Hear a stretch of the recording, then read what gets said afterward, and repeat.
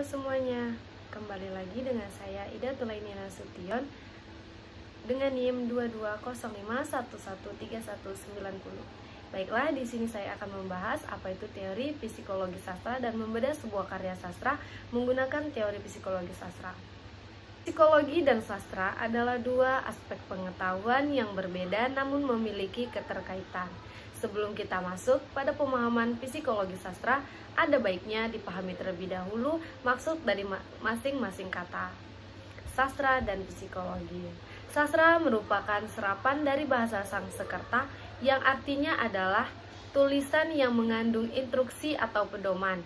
Dalam penggunaannya, kata ini lebih sering digunakan untuk merujuk pada kesusastraan, yaitu hasil karya penulisan yang mengandung keindahan dan unsur seni, misalnya puisi, drama, dan esai. Di sisi lain, psikologi sendiri merupakan sebuah cabang ilmu pengetahuan yang mempelajari tingkah laku dan proses mental yang dialami dan diperbuat oleh manusia. Dari penjelasan tersebut dapat kita lihat bahwa sastra lebih cenderung ke arah fiksi yang menonjolkan keindahan, sementara psikologi lebih cenderung ke arah yang real dan berdasarkan fakta. Walaupun demikian, keduanya saling berkaitan karena kata sastra dan psikologi mengangkat tema manusia dari kehidupan sebagai bahan analisa. Seiring dengan perkembangan zaman, karya sastra yang awalnya merupakan produk yang dihasilkan sebagai tumpahan perasaan dan digunakan sebagai bacaan pengisi waktu luang semata telah menjadi suatu bahan kajian untuk memahami dinamika kehidupan. Selanjutnya kita akan membahas pengertian psikologi menurut para ahli. Menurut Welek dan Austin pada tahun 1989 pada halaman 90, mereka menjelaskan bahwa psikologi sastra memiliki 4 arti. Yang pertama, psikologi sastra adalah pemahaman kejiwaan sang penulis sebagai pribadi atau tipe. Yang kedua, pengkajian terhadap proses kreatif dan dari karya tulis tersebut. Yang ketiga, analisa terhadap hukum-hukum psikologi yang diterapkan dalam karya sastra. Yang keempat, psikologi sastra juga diartikan sebagai studi atas dampak sastra terhadap kondisi kejiwaan dari pembaca. Sementara itu, menurut Ratna, psikologi sastra adalah analisa terhadap sebuah karya sastra dengan menggunakan pertimbangan dan relevansi ilmu psikologi.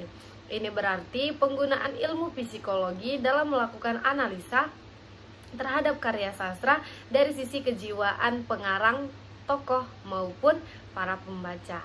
Dengan kata lain, dapat juga dikatakan bahwa psikologi sastra melakukan kajian terhadap kondisi kejiwaan dari penulis, tokoh, maupun pembaca hasil karya sastra.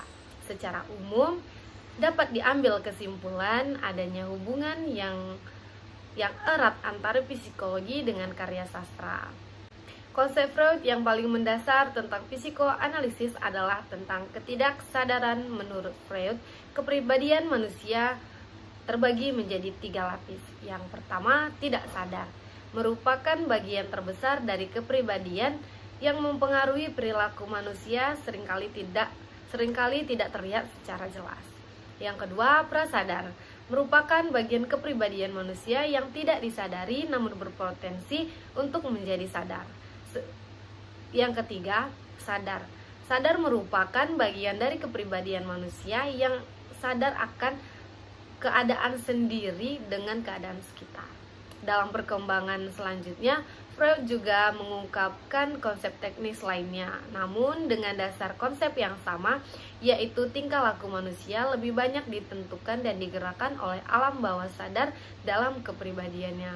Dalam teori-teori Freud yang mutakhir, pembagian struktur kepribadian manusia ada 3: id, ego, dan superego. Kita bahas satu-satu, apa itu id, apa itu ego, dan apa itu superego. Yang pertama, id. Id merupakan satu-satunya komponen dalam kepribadian yang telah ada sejak saat manusia lahir. Komponen kepribadian ini merupakan aspek kepribadian yang sepenuhnya sadar dan tergolong perilaku yang bersifat naluriah dan primitif. Menurut Freud, It merupakan sumber dari energi psikis dan merupakan komponen utama dalam kepribadian manusia. Faktor pendorong it adalah kesenangan dan yang berusaha untuk mencapai kepuasan dari segala keinginan dan kebutuhan dengan sesegera mungkin. Jika kebutuhan ini tidak segera dipuaskan, maka akan menimbulkan kondisi kecemasan atau ketegangan. Contoh yang paling tepat adalah pemenuhan makanan dan minuman pada saat timbul rasa lapar dan rasa haus. Kemudian Freud berkesimpulan bahwa it telah hadir sejak saat manusia dilahirkan. Argumen ini dibuktikan oleh bayi yang baru saja lahir. Pada saat bayi merasa lapar dan haus, sang bayi terus menangis sampai disusui oleh ibunya. Oleh sebab itu, it juga merupakan aspek yang terpenting di dalam kehidupan atau di awal kehidupan seseorang. Kemudian, prinsip realitas melakukan pertimbangan dengan membandingkan antara manfaat dan kerugian dari suatu tindakan sebelum melakukan suatu tindakan dan mengikuti impuls. Pada umumnya, dorongan impuls dari it dapat ditunda untuk sementara waktu.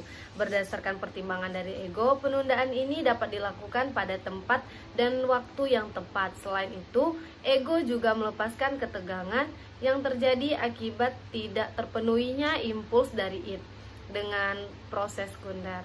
Dalam hal ini, ego mencoba untuk menemukan objek lain di dunia nyata yang menggantikan gambaran kebutuhan yang diciptakan oleh it. Yang ketiga, superego. Komponen kepribadian ini adalah yang berfungsi untuk menampung semua standar moral dan cita-cita yang diperoleh dari orang tua dan masyarakat sekitar, termasuk nilai-nilai tentang apa yang benar dan salah dalam masyarakat. Superego memberikan petunjuk untuk membuat penilaian.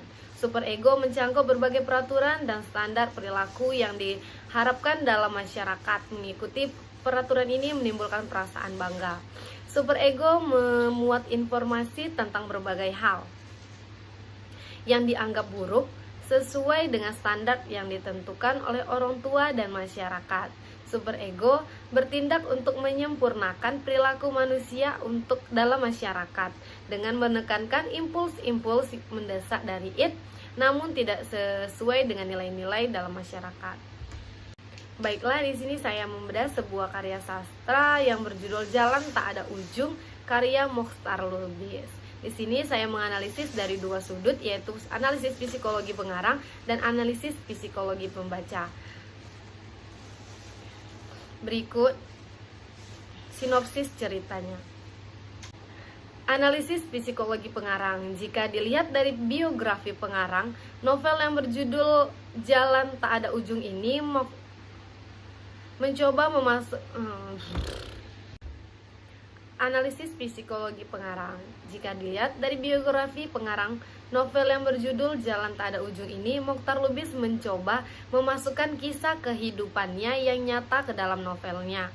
Bisa dikatakan bahwa novel ini mendapatkan sentuhan pengalaman pribadi pengarang. Yang dimaksud di sini bukanlah pengalaman seluruhnya, tapi hanya sebagian saja. Dalam kehidupan nyata, Mokhtar Lubis aktif di bidang pers sebagai wartawan sejak zaman Jepang. Mokhtar Lubis juga pernah meringkuk di penjara karena korban yang didirikan dan dipimpinnya. Indonesia Raya dibrandel oleh Orde Lama maupun Orde Baru. Pengalaman itulah yang dimasukkan di dalam karya sastra yang berjudul Jalan Tak Ada Ujung. Jalan Tak Ada Ujung ini. Dalam novel, Isa juga aktif berorganisasi di zaman Jepang yang akhirnya membuat Isa ditangkap dan dimasukkan ke penjara. Mokhtar Lubis adalah sastrawan angkatan 45 yang sangat menyukai bunga anggrek, hutan, dan pegunungan. Sehingga tidak heran banyak karya sastra lainnya yang berjudul Harimau-Harimau banyak menggunakan setting tempat di hutan dan pegunungan. Yang kedua, analisis psikologi pembaca. Setelah membaca novel Jalan Tak Ada Ujung ini, pembaca akan mendapatkan efek dari psikologi tokoh-tokoh dalam novel. Melalui novel ini, Mokhtar Lubis mengajarkan kepada kita untuk tidak mudah putus asa dalam menghadapi segala masalah yang terjadi. Kemudian, dalam keadaan apapun sebaiknya tidak mengambil sesuatu yang bukan milik kita. Selain itu, demi kebenaran apapun harus diperjuangkan meski banyak halangan dan terkadang sangat menakutkan. Yang lebih penting, Mokhtar Lubis mengajarkan pada pembaca bahwa rasa takut yang menyerang hati dan pikiran itu harus dilawan. Jangan sampai hanyut di dalamnya dan bersarang terlalu lama hingga terbawa dalam mimpi. Hanya itu yang bisa saya sampaikan. Jika ada salah dan kurangnya saya mohon maaf. Saya akhiri. Assalamualaikum warahmatullahi wabarakatuh.